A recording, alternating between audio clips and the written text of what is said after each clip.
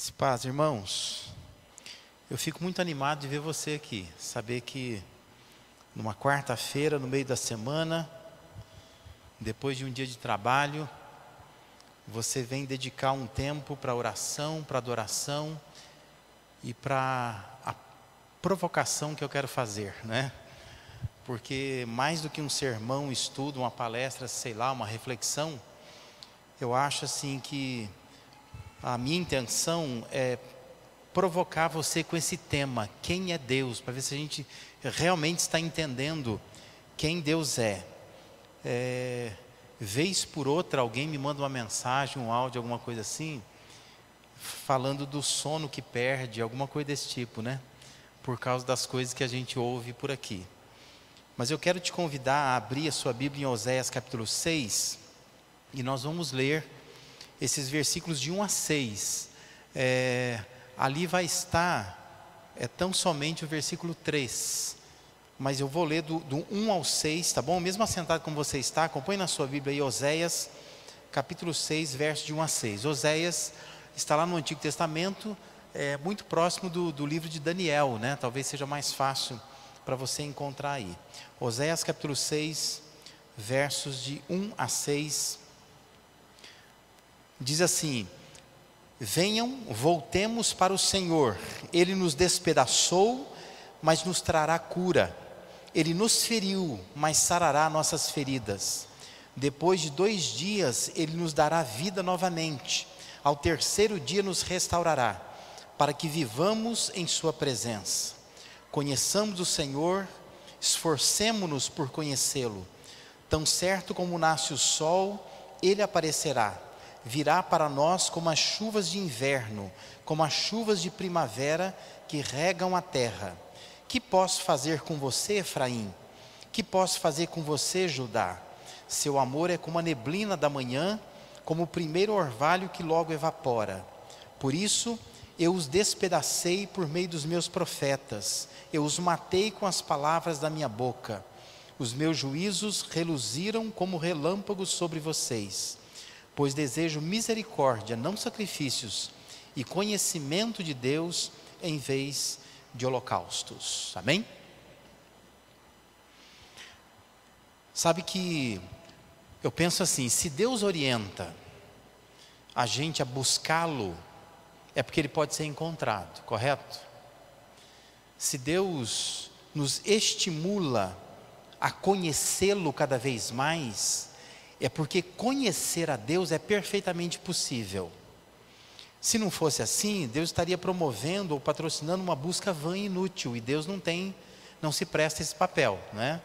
Então, se Deus está dizendo, olha, conheçamos e esforcemos por conhecer, é porque Ele está dizendo para nós que Ele pode ser conhecido, e quer de fato que a gente o conheça. Mas conhecer a Deus não é somente possível, é também preciso, é imprescindível a gente conhecer a Deus de fato. E eu sei que talvez você esteja pensando que seja uma coisa muito óbvia, mas talvez não seja tão óbvia assim, né? As pessoas estão muitas vezes nas igrejas, estão servindo algum tipo de religião, mas nem por isso significa que elas estão de fato conhecendo a Deus, né? Que elas sabem do que se trata de fato. Esse texto de Daniel 11:32 diz que aos violadores da aliança, Ele com lisonjas perverterá.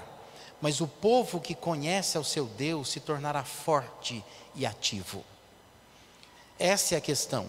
O texto está falando de um tempo futuro ao tempo em que o texto foi escrito, de Daniel. E a NVI ela traduziu assim: mas o povo que conhece o seu Deus resistirá com firmeza. É importante conhecer a Deus para que nós sejamos de fato um povo forte e ativo. E é isso que é importante entender. Existe uma força que vem do conhecimento. Quando a gente fala de conhecimento, dá a impressão que é só uma coisa racional, é uma coisa aqui na cabeça eu ter uma série de conceitos, de definições. Mas quando a gente fala de conhecer a Deus, é muito mais que isso, é algo que traz energia, que tira-nos da fraqueza, que dá saúde ao povo, que faz com que a igreja possa viver de uma forma diferente. A igreja seja de fato um povo forte e ativo, como diz o texto de Daniel aí. Quem nós somos de fato? Faz toda a diferença nós sermos um povo que tem conhecimento de Deus, que conhece de fato a Deus. Mas me permita voltar ao texto de Oséias 6, para que a gente entenda o que ele se propõe a dizer. Bom, primeira coisa, o texto se propõe a dizer que Deus é fonte inesgotável de conhecimento. Conheçamos o Senhor, esforcemo-nos por conhecê-lo. Aquelas versões mais antigas, geralmente do João Ferreira de Almeida, traduz assim: prossigamos em conhecê-lo. Conheçamos e prossigamos em conhecê-lo. Esse conhecimento de Deus é inesgotável. É diferente de uma máquina. Por exemplo, se você tem na sua casa uma máquina que faz aquele café expresso, sabe? Chega um momento que você esgota o conhecimento daquela máquina, você já sabe tudo como funciona. Se você precisar desmontá-la, por exemplo, caso ela se estrague, você desmonta, você sabe como ela funciona. Pode ser que você não saiba consertar, você não saiba remontar, você não saiba fazer ela funcionar de novo. Mas chega um momento que esgotou, não há mais o que fazer. Mas no caso de Deus não é assim. Porque além de Deus ser uma pessoa, Deus é uma pessoa eternamente existente. Significa que antes que você nascesse, ele já existia. E depois que você se for, ele vai continuar existindo. Por isso que Deus é fonte inesgotável de conhecimento. E esse conhecimento se dá por relacionamento, por envolvimento com Ele. Deus nos chama a uma caminhada de obediência, porque aí a gente vai conhecendo cada vez mais a Ele. Significa que quando a gente está conhecendo a Deus de verdade, mais a gente acaba querendo conhecer a Deus. A proposta de Deus é uma caminhada prazerosa. Eu queria te provocar, perguntar se de fato a caminhada que você está tendo com Deus é uma caminhada prazerosa. Porque para muitos não é. Vir à igreja é um drama. Servir a Deus é um peso. Boa parte dos cristãos, para ser mais específico dos batistas, vamos falar de nós, a maioria serve a Deus porque tem medo de ir para o inferno. Mas não há prazer nenhum, não há alegria nenhuma. O pavor é morrer e ir parar nas garras do capeta. Essa é a verdade, Então, vem da igreja para cumprir um ritual. Vai que eu não estou preparado. Mas não é uma caminhada prazerosa. Quando você entende que Deus é fonte inesgotável de conhecimento, você quer conhecê-lo cada vez mais. É uma coisa que dá prazer, que é bom conhecê-lo, porque Ele é uma pessoa. Eu estou desvendando cada vez mais os mistérios dessa pessoa.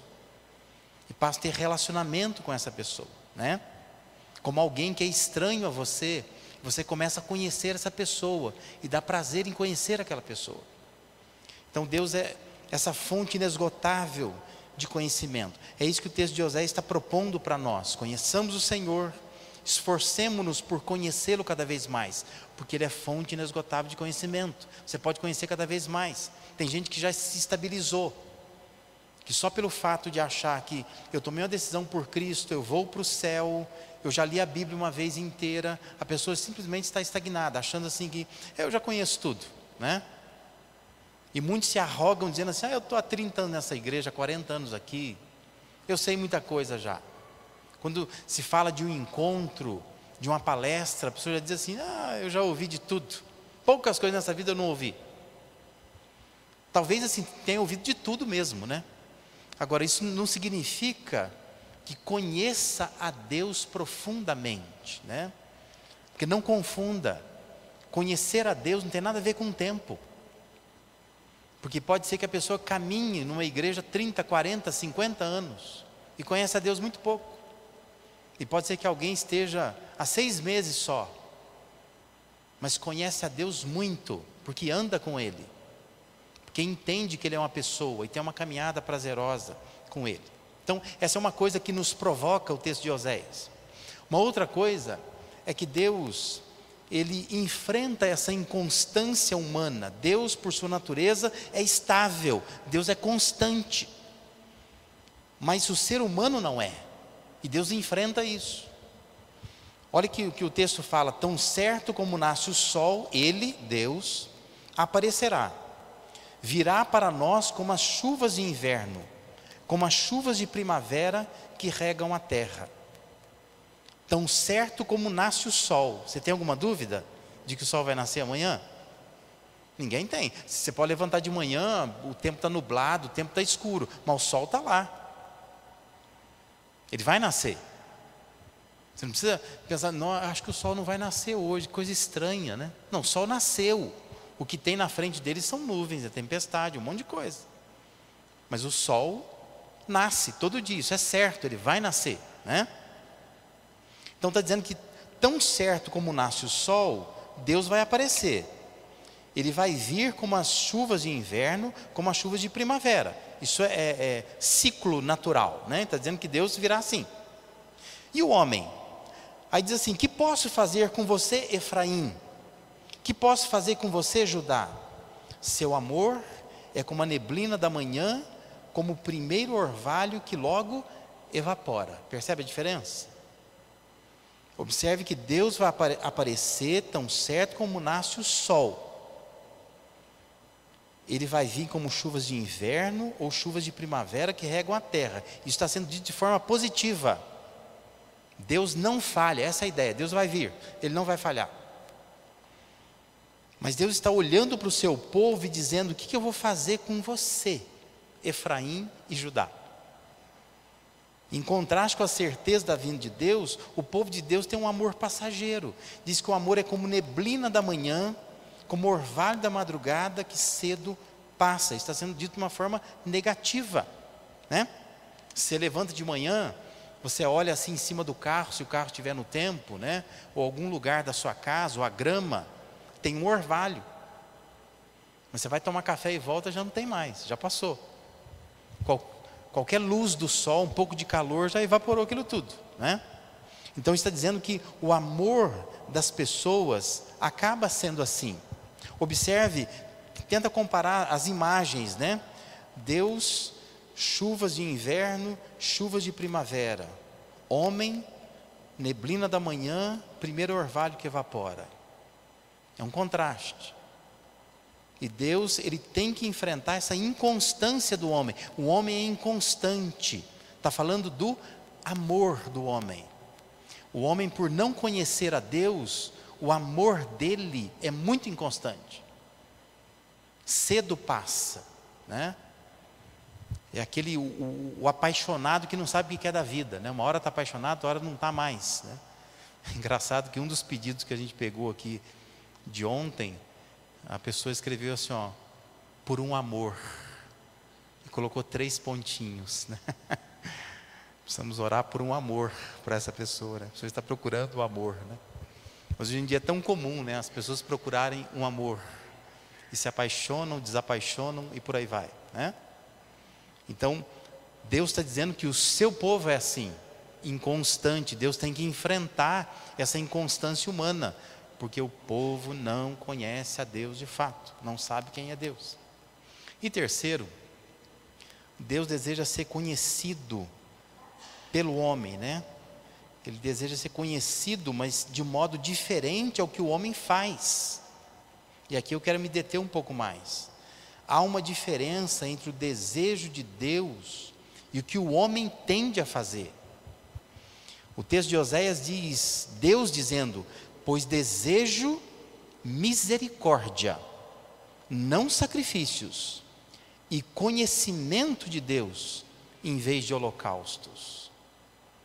Isso nos lembra o que Samuel falou para Saul, Lembra quando Saul vai disseminar um povo e ele volta com algumas coisas. E dentre essas coisas que Deus tinha mandado eliminar o povo, são animais. E o Samuel questiona: por que você não obedeceu o que Deus falou? Era para disseminar tudo.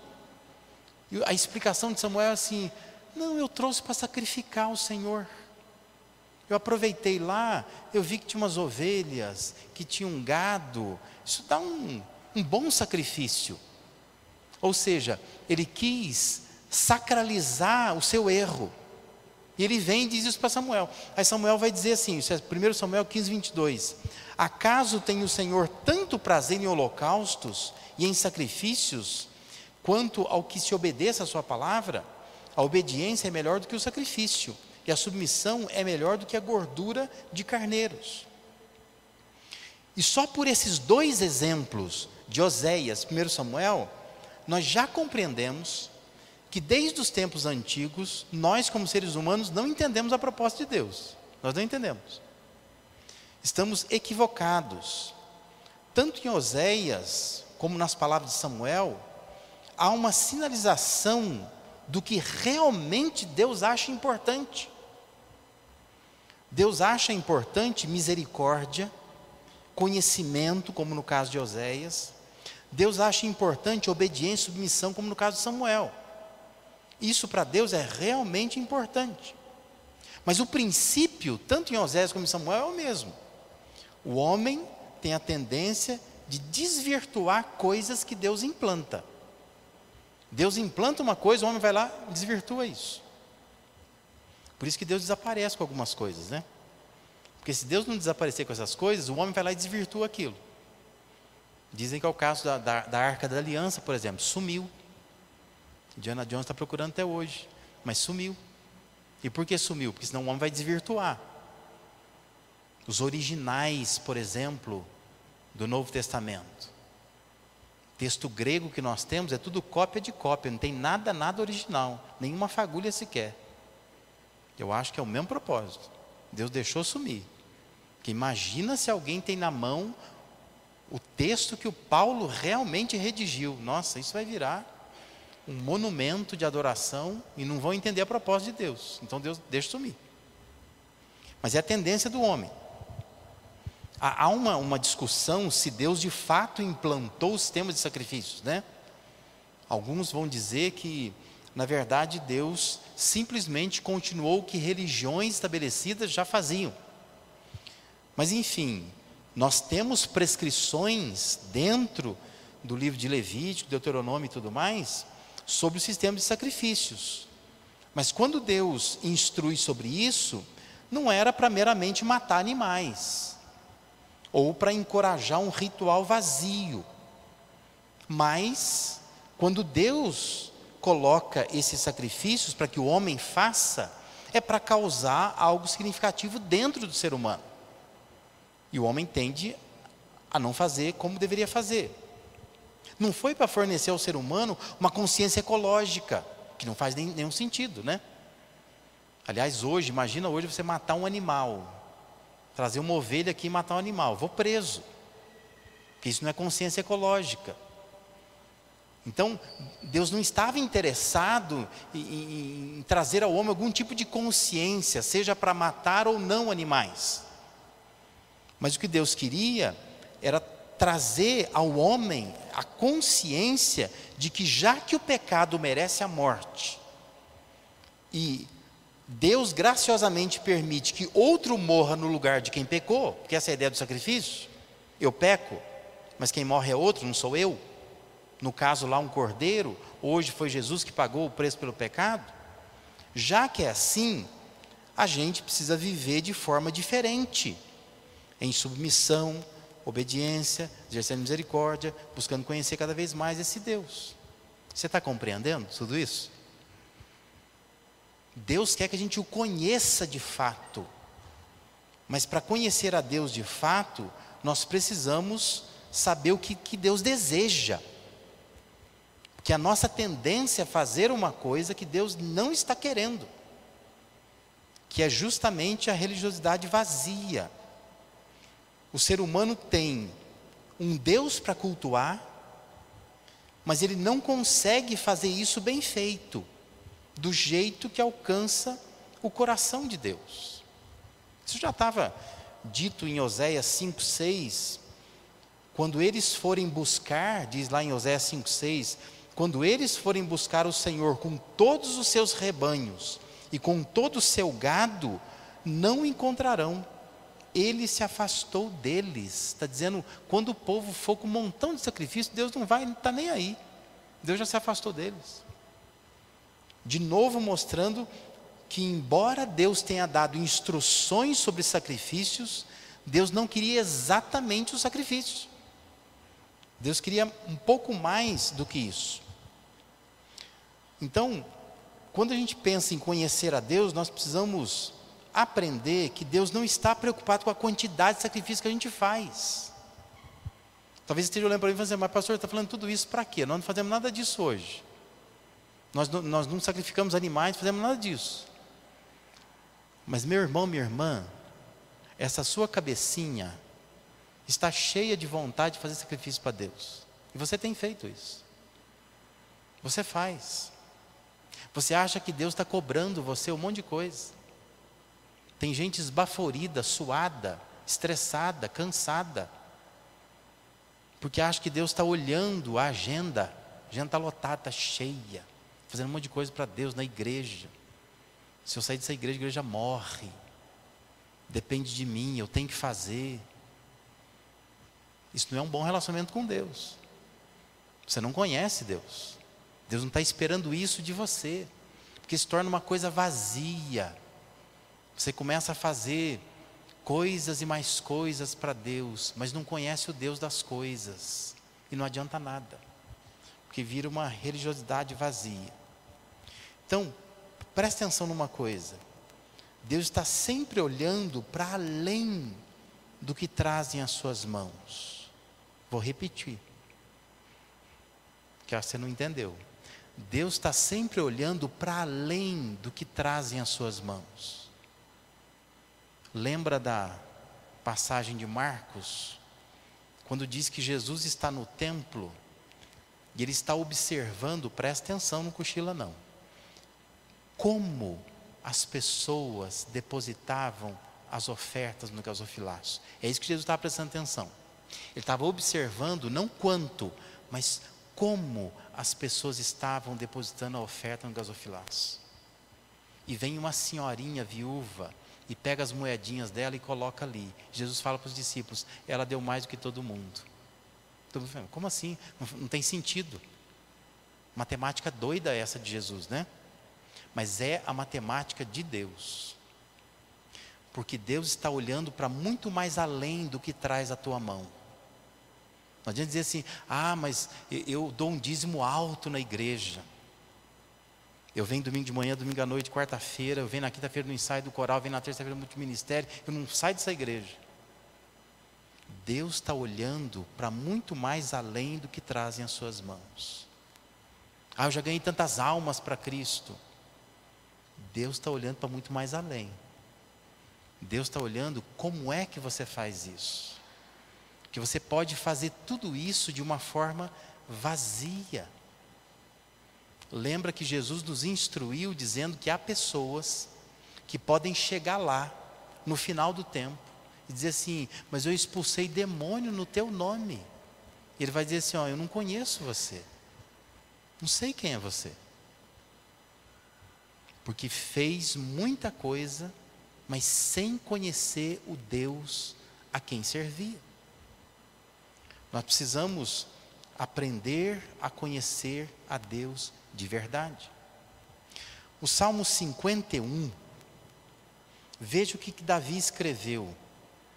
Davi diz assim, tem misericórdia de mim, ó Deus, versículos de 1 a 6, por teu amor, por tua grande compaixão, apaga as minhas transgressões, lava-me de toda a minha culpa e purifica-me do meu pecado, pois eu mesmo reconheço as minhas transgressões e o meu pecado sempre me persegue. Contra ti, só contra ti pequei e fiz o que tu reprovas, de modo que justa é a tua sentença e tens razão em condenar-me. Sei que sou pecador desde que nasci, sim, desde que me concebeu minha mãe. Sei que desejas a verdade no íntimo, e no coração me ensinas a sabedoria. Aí nos versos 16 e 17, que está ali, o registro é o seguinte: não te deleitas em sacrifícios, nem te agradas em holocaustos, senão eu os traria. Os sacrifícios que agradam a Deus são um espírito quebrantado, um coração quebrantado e contrito, ó Deus, não desprezarás. Percebe a diferença? Davi pecou, reconheceu diante de Deus, e ele disse para Deus assim: se o Senhor quiser sacrifício, eu traria, mas não é isso que o Senhor quer. Isso não vai resolver. O que vai resolver é essa verdade no íntimo, é um coração quebrantado e contrito. Isso Deus não despreza. Deus olha para além do que trazem as tuas mãos. Então não resolve só trazer um sacrifício. Se quiser ler depois em casa, lê Isaías capítulo 1, versículo 10 a 17. Deus vai falar a mesma coisa. Leia Malaquias capítulo 1, capítulo inteiro. Deus vai falar a mesma coisa. Deus condenando o seu povo, porque o povo está fazendo o que Deus falou que era para fazer, mas está fazendo meramente por um ritual. Não está fazendo com o coração que Deus pediu para fazer. Isso é muito diferente, né? Mas eu quero ainda destacar o texto de Miqueias, para vermos como que Deus no Antigo Testamento queria ser verdadeiramente conhecido pelos seus seguidores. Miqueias 6, 6 a 8 diz assim: com que eu poderia comparecer diante do Senhor e curvar-me perante o Deus exaltado? Com que? Ele está perguntando. O que eu traria na mão? Deveria oferecer holocausto de bezerros de um ano? Ficaria o Senhor satisfeito com milhares de carneiros, com 10.000 ribeiros de azeite? Devo oferecer o meu filho mais velho por causa da minha transgressão, o fruto do meu corpo por causa do meu próprio pecado? Ele mostrou a você, ó homem, o que é bom e o que o Senhor exige. Pratique a justiça, ame a fidelidade e ande humildemente com o seu Deus. Não sei se isso soa bem aos seus ouvidos, né? Mas esses textos mostram pessoas que entenderam o que Deus queria, que conheceram de fato a Deus. Mais do que sacrifícios, Deus queria corações dedicados a Ele. Mas Jesus também lidou com esse conflito entre o que Deus quer e o que o homem quer ou faz, né? Essa tendência humana de transformar a vida com Deus em ritual religioso. Quando a gente olha para Mateus 9, por exemplo, versículos 10 a 13, estando Jesus em casa, foram comer com ele e seus discípulos muitos publicanos e pecadores. Vendo isso, os fariseus perguntaram aos discípulos dele: por que o mestre de vocês come com publicanos e pecadores? Ouvindo isso, Jesus disse: não são os que têm saúde que precisam de médico, mas sim os doentes. Vão aprender, olha o que Jesus fala, vão aprender o que significa isto: desejo misericórdia, não sacrifício. É uma citação de Oséias. Pois eu não vim chamar justos, mas pecadores. Fico imaginando Deus falando para nós: vão aprender o que significa isso. Vão aprender. Porque eu desconfio que nós não aprendemos ainda o que significa isso. A gente não sacrifica animal nenhum, mas a gente vive no mesmo espírito. A gente acha que Deus está encantado conosco pelas nossas obras, pelas coisas que nós fazemos, e nós não conhecemos o Deus que nós servimos. Novamente, isso vai ser repetido em Mateus 12, 7, quando Jesus responde aos fariseus, porque Jesus pede para os seus discípulos pegar algumas espigas ali para comerem, e isso era comum, eles não estavam roubando, era instrução inclusive na lei de Moisés, que pessoas pobres podiam recolher espigas de milho, de trigo, de uma lavoura de alguém. Não tinha problema. Isso era aberto aos pobres. Mas os fariseus não estão questionando isso. O que eles estão questionando é que os discípulos de Jesus estão fazendo isso no dia de sábado. E aí, de novo, Jesus vai dizer assim, ó: se vocês soubessem o que significam estas palavras, desejo misericórdia, não sacrifícios, não teriam condenado inocentes. Não teriam condenado inocentes. Se vocês soubessem o que significam essas palavras, desejo misericórdia, não sacrifício, o texto de Oséias, não teriam condenado inocentes. Fico pensando se também nós entendemos o que significa. Porque às vezes nós não entendemos o que significa. A gente continua errando porque nós não conhecemos de fato a Deus. Entenda, Deus, Ele não quer se tornar objeto de qualquer religião. Não quer. Mas o que Deus quer é ser um Deus pessoal. Ele quer ser Senhor. E nós continuamos transformando Deus no objeto da nossa religião. Ele é só um objeto para ser adorado. E Deus não quer isso. Talvez o nosso erro seja justamente o que está no Salmo 50, 21.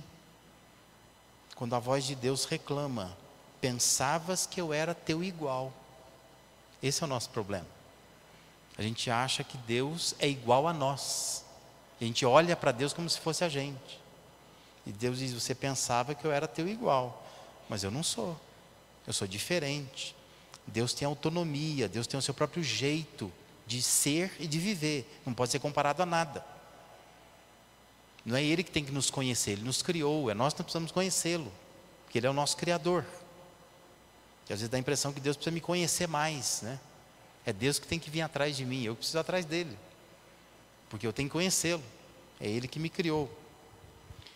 Então não se trata de como o homem ou a humanidade se vê, mas qual imagem tem esse homem ou essa humanidade de Deus diante de si.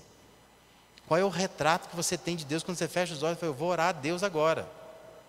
Que imagem que você tem? O que você pensa a respeito de Deus? Por vezes, talvez, por causa de um coração decaído, você não está com a imagem correta de Deus. Não é o Deus verdadeiro, né? Você chama de Deus, mas não é o Deus verdadeiro, né? Acho que eu estou atrasado no negócio ali da transparência, não estou? Ah, estou sim, agora que eu entendi aqui.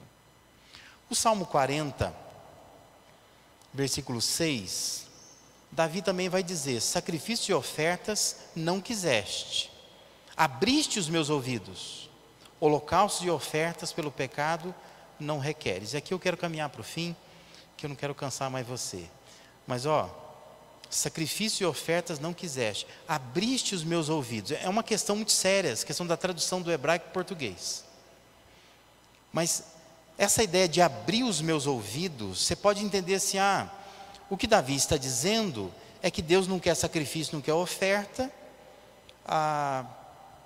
e Ele abriu o meu entendimento. Eu compreendi o que Deus quer. Mas essa expressão, abriste os meus ouvidos, ela sofreu com uma tradução. Quando você pega o texto no hebraico, literalmente, vai dizer assim: sacrifício e ofertas não quiseste, furaste as minhas orelhas. Não sei se você tem uma tradução assim na sua mão, pode ser que tenha, mas literalmente está assim: sacrifícios e ofertas não quiseste, furaste as minhas orelhas. Nós vamos criar um problema aqui, né? Do que Davi está dizendo? Davi estava falando de um costume orientado por Deus, lá em Êxodo capítulo 21. Êxodo 21, o verso 2, diz assim: se comprares um escravo hebreu, 6 anos o escravo servirá, mas ao 7º sairá forro de graça. Ou seja, em Israel funcionava assim: se você tiver um escravo que é do povo hebreu, ele só pode ser escravo 6 anos. No 7º ano você deixa ele livre, ele pode ir embora. Era proibido uma família de judeus ter um escravo hebreu por mais de 6 anos. Não podia, era proibido. Aí, Êxodo 21, versículos 5 e 6, vão dizer assim, ó: porém, se o escravo expressamente disser, se o escravo disser, eu amo meu senhor, amo minha mulher e meus filhos, não quero sair forro, eu não quero ser livre, não quero ser liberto, quero continuar sendo escravo. Então, era a orientação de Êxodo 21, o seu senhor o levará aos juízes e o fará chegar à porta ou à ombreira, e o seu senhor lhe furará a orelha com uma sovela, e ele o servirá para sempre. É uma questão cultural.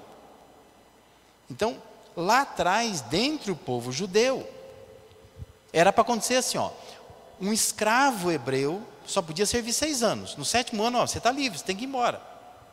Aí o cara fala assim: mas eu não quero ir embora, me sinto bem aqui, eu sou bem tratado aqui. Então havia uma regra: eu preciso furar a sua orelha. E por que furar a orelha? Porque quando alguém entrar na casa e perguntar assim: quanto tempo você está aqui? Ah, estou aqui há 10 anos. Opa, como assim 10 anos? Não pode um escravo hebreu ficar 10 anos numa casa, só 6 anos. Mas aí a pessoa observa e vê que a orelha dele está furada.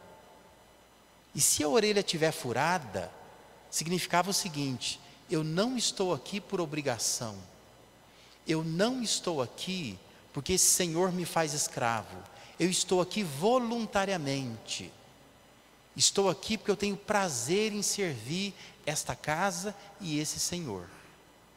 Agora volta no que Davi está dizendo no Salmo 40, você entende?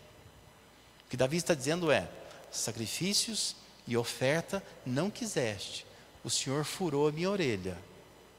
O que Davi está dizendo é: eu não sirvo a Deus por obrigação, eu conheço o meu Senhor, sei quem Ele é, estou aqui voluntariamente. Quem olha para mim vê que a minha orelha está furada, eu estou servindo a Deus de modo voluntário, não por obrigação, mas por prazer. Voltamos ao que falamos no início: uma caminhada prazerosa. É isso que Deus quer. Se você ler os versos 7 e 8 do Salmo 40, você vai entender melhor isto. Aí Davi diz: então eu disse, eis aqui estou, no rolo do livro está escrito a meu respeito, agrada-me fazer a tua vontade, ó Deus meu, dentro do meu coração está a tua lei. Davi sabia quem Deus era, mais do que isso, ele sabia o que o poderia agradar. Davi estava entendendo a sua experiência, que fazer a vontade de Deus é uma coisa boa, agrada-me fazer a tua vontade. A lei não está no papel, não precisa ninguém me mostrar, está escrito. Ele falou: está dentro do meu coração, está aqui dentro. Deus deseja ser conhecido pelo homem desse jeito, não como Deus que está exigindo sacrifícios, rituais, horários, agendas, mas um Deus que está querendo um relacionamento de fato conosco. Então eu pergunto: quem Deus é para você? Quem Deus é para você? Conheçamos o Senhor, esforcemo-nos por conhecê-lo. Quem é Deus para você? Deus já furou tua orelha? Você já conseguiu chegar nesse nível, dizer: olha, o Senhor já furou minha orelha, eu sirvo a Deus por prazer, nada mais me prende, eu não sou escravo de ninguém, eu sou livre. Lembra que Paulo fala muito sobre isso nas suas cartas, que Deus nos chamou para a liberdade, ninguém nos prende mais. estamos livres, mas com orelhas furadas. Eu não saio da casa do meu Senhor, porque eu gosto de servi-lo, porque eu sei quem é meu Deus. Não é um Deus que quer sacrifícios, mas é um Deus que quer ver a verdade do íntimo, que está olhando para muito mais além do que trazem as nossas mãos. É bom trazer alguma coisa na mão, mas entenda que Deus não está olhando exatamente para a sua mão, mas Deus está olhando para a motivação com que você faz isso. Amém? Deus te abençoe. Aceita essa provocação, pensa nisso, né? E daqui a 15 dias nós voltamos, mais uma dose homeopática desse nosso tema, quem é Deus, suas faces e seus atributos. Vamos orar? Pai, nós te louvamos, porque é tão bom, ó Deus, nós investigarmos a Tua palavra e percebermos o espírito dela e aquilo que ela nos instiga a pensar. Retirar, ó Deus, das páginas da Bíblia um retrato real, concreto, verdadeiro de quem o Senhor é de fato e qual é o Teu desejo para nós. Ó Deus, abençoa para que saiamos daqui buscando uma caminhada prazerosa com o Senhor, que não sirvamos a Ti por obrigação, que não façamos atividades, que não venhamos a dar oferta, que não venhamos a empregar nossos recursos, nosso tempo, achando que com isso estamos convencendo o Senhor de qualquer coisa. Mas, ó Deus, que façamos isso por gratidão, que tragamos sempre algo na nossa mão, mas, ó Deus, sobretudo haja um coração compungido, contrito, que haja, ó Deus, uma vida que agrade ao Senhor, não só aqui nesse ambiente de culto, mas todos os dias onde nós estivermos. Te louvamos, ó Deus, porque aqui nós podemos ter acesso ao conhecimento da Tua palavra. E pedimos, ó Deus, que isso possa nos ajudar a transformar nosso relacionamento com o Senhor. É a oração que fazemos. Em nome de Jesus. Amém e amém, Senhor. Amém. Deus abençoe.